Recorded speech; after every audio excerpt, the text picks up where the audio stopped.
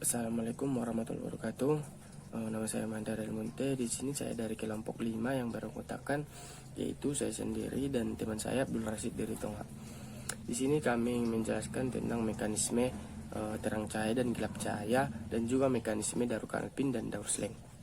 Yang mana pokok bahasanya itu yang pertama fotosintesis, reaksi terang dan gelap, kemudian Darurat Alpin dan Daur Sleng. Langsung saja, yaitu fotosintesis. Fotosintesis merupakan contoh dari proses anabolisme, yaitu reaksi penyusunan molekul kecil menjadi molekul besar dan membutuhkan energi. Dalam bahasa sederhana, fotosintesis sering dimaknai sebagai suatu proses memasak atau pembuatan makanan oleh tumbuhan. Mekanisme sederhananya fotosintesis adalah proses mengubah CO2 dari udara dan mineral atau air dari tanah menjadi glukosa C6H12O2 dan oksigen atau O2. Fotosintesis terjadi pada organel yang disebut kloroplas yang banyak ditemukan pada daun. Di dalam kloroplas terdapat bagian-bagian penyusunnya yang meliputi membran luar, membran dalam, tilakoid, grana, lumen, dan stroma. Tahapan fotosintesis meliputi dua reaksi, yaitu reaksi terang dan gelap. Kedua reaksi pada fotosintesis tersebut sama-sama berada di kloroplas, namun pada bagian yang berbeda. Tempat terjadinya reaksi terang fotosintesis berada pada tilakoid atau grana, sedangkan reaksi gelap terjadi pada stroma. Reaksi terang. Reaksi terang adalah reaksi yang terjadi pada proses fotosintesis, yang dimana pada tahapan ini diperlukan cahaya dalam prosesnya. Energi yang terdapat pada cahaya matahari akan digunakan oleh pigmen fotosintesis pada grana atau tumpukan tilakoid.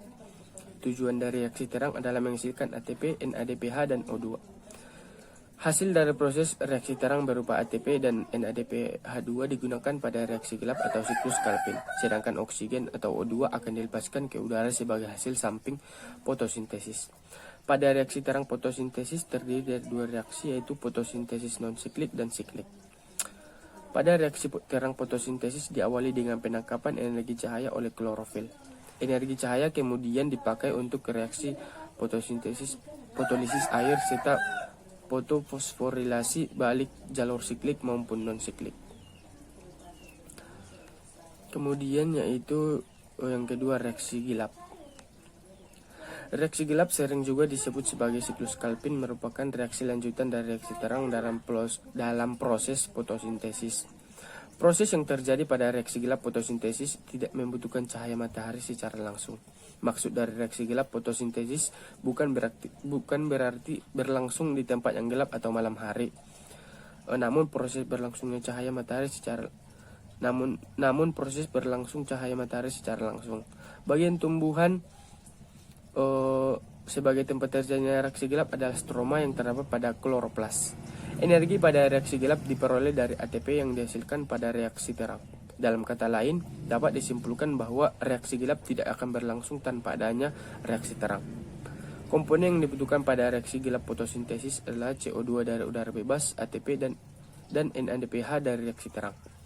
Reaksi gelap terdiri atas 3 fase, yaitu fiksasi, reduksi, dan regenerasi. Bahkan reaksi gelap fotosintesis berbentuk siklus atau yang disebut siklus Calvin. Proses diawali dari molekul CO2 atau dengan jumlah 6 molekul untuk membuat satu molekul glukosa dari udara yang akan berikatan ribulosa 1,5 bifosfat atau RUBP. Dengan bantuan Rubisco akan membentuk 6 senyawa C6 yang labil, yang kemudian pecah menjadi 12 molekul senyawa 3 asam fosfogliserat atau PGA. Kemudian PGA dengan bantuan ATP mereduksi 1P menjadi 1,3 bifosfogliserat sebanyak 12 molekul. Berikutnya ion NADPH melepaskan ion H positif menjadi NADP positif. Untuk mereduksi 1,3 bifosfogliserat mengalami proses reduksi menjadi senyawa fosfogliseraldehid atau PGAL sebanyak 12 molekul. Sebanyak 10 molekul fosfogliseraldehid akan diubah menjadi RUBP yang digunakan pada proses selanjutnya. sementara 2 molekul yang tersisa akan disintesis menjadi glukosa. Kesimpulan reaksi gelap fotosintesis adalah tempatnya yaitu di stroma, bahannya ATP, NADPH, dan CO2. Hasilnya itu glukosa atau Ce6H12O2, ADP, dan NADPH. Mungkin cukup sekian yang dapat saya sampaikan. Kurang dan janggalnya saya mohon maaf. Pembahasan selanjutnya akan dilanjutkan oleh teman saya yaitu Abdul Rashid. Sekian, Assalamualaikum warahmatullahi wabarakatuh. Baik, Assalamualaikum warahmatullahi wabarakatuh. Di sini saya akan melanjutkan penjelasan dari teman saya yaitu Mahendra Dalimunte. Di sini saya menjelaskan tentang siklus Kelvin dan siklus Slake. Oke, yang pertama itu siklus Kelvin. Mekanisme siklus Kelvin dimulai dengan fiksasi CO2 oleh ribulosa difosfat karboksilase atau RUBP membentuk 3 fosfogliserat.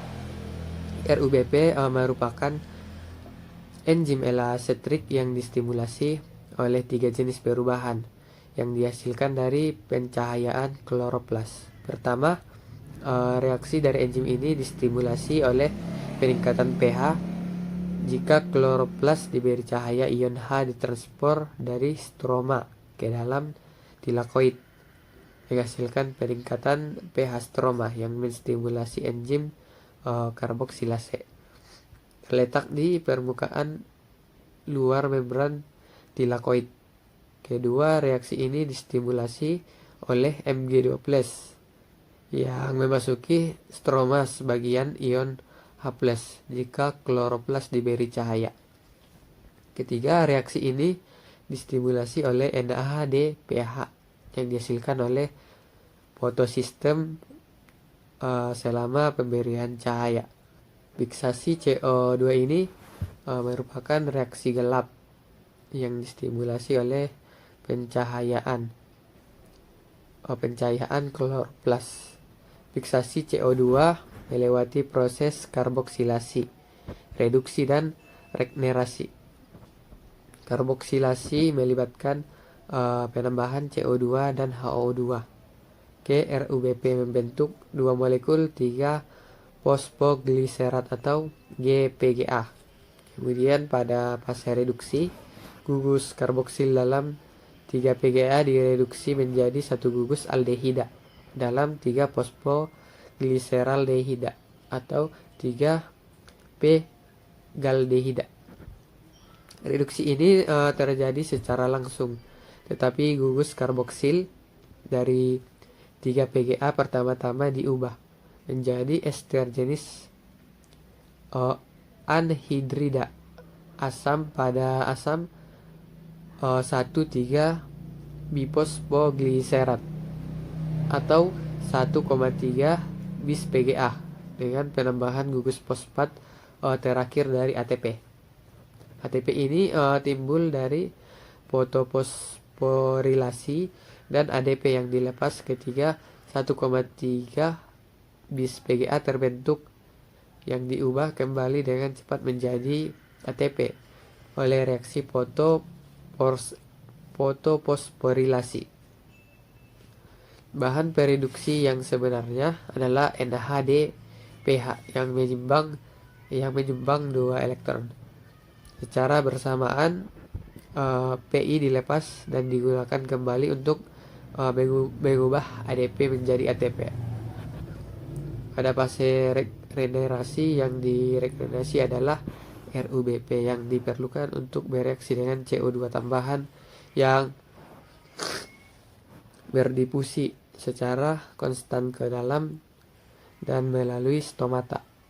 Pada akhir reaksi Kelvin, ATP ketiga yang diperlukan dalam tiap molekul CO2 yang ditambat digunakan untuk mengubah ribulosa 5-fosfat menjadi RUBP. Kemudian daur ulang dimulai lagi. 3 putaran daur akan melembatkan 3 molekul CO2 dan produk akhirnya adalah 1,3 P-galdehida. Sebagian digunakan kloroplas untuk membentuk pati, sebagian lainnya dibawa keluar. Sistem ini membuat jumlah total fosfat menjadi konstan di kloroplas, tetapi menyebabkan munculnya trifosfat di sitosol. Triosafosfat digunakan sitosol untuk membentuk sukrosa. Yang kedua, siklus Slack. Berdasarkan cara memproduksi glukosa, tumbuhan dapat dibedakan menjadi tumbuhan C3 dan C4.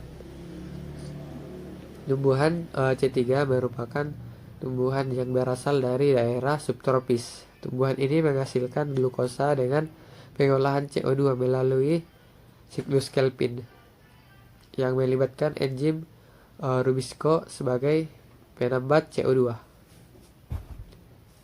Tumbuhan C3 memerlukan 3 ATP untuk menghasilkan molekul glukosa.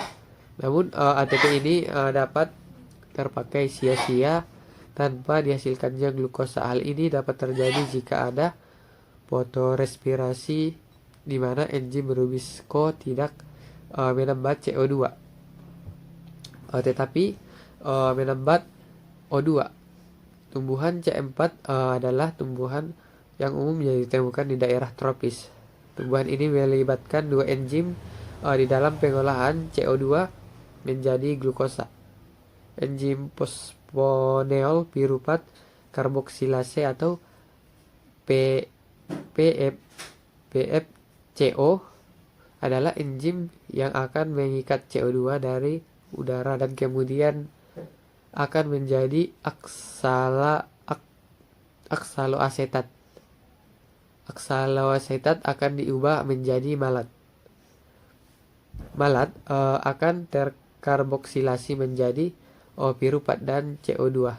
Piruvat akan kembali menjadi Pepco, sedangkan CO2 akan masuk ke dalam siklus Calvin yang berlangsung di sel bandel SIRT dan melibatkan enzim RUBP.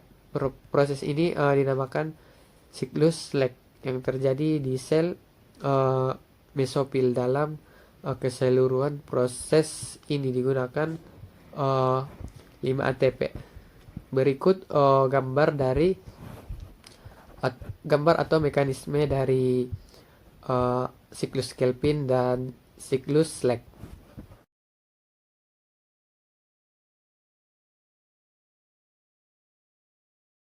Demikian penjelasan dari saya. Jika ada kata-kata yang salah saya minta maaf. Wabillahi taufiq wal hidayah. Wassalamualaikum warahmatullahi wabarakatuh.